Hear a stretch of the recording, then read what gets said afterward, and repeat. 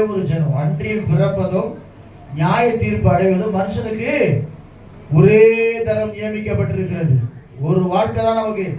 இந்த வாழ்க்கையில நாம உண்மையா இயேசு கிறிஸ்துவை நேசிப்போம் என்று சொன்னால் கர்த்தர் நமக்கு ஆயத்தப்படுத்தப்பட்டிருக்கிற அந்த சீயோனுக்குள்ளே அவருக்குள்ளே மகிமையாய் நம்ம காணப்படும். சொல்லுவோமா? அதனால நமக்கு 10 பிறப்பு கிடையாது. அது மதங்கள் என்ன மதங்கள் சொன்னாலும் சரி, பைபிள் சொல்றது நான் விசுவாசிக்கிறேன். சொல்லுவோமா?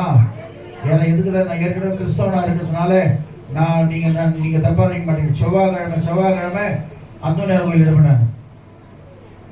அப்படிப்பட்ட ஆள் நான். எல்லா கையிலும் ஏசுக்குது. யாருக்கிட்ட இருக்குது?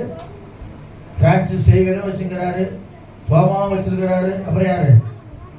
நிறைய பரிசுத்தவான்கள் எல்லாரும் இயேசு கிறிஸ்துவ கையை வச்சு குழந்தை கையை தூக்கி வச்சுக்கிறாங்க.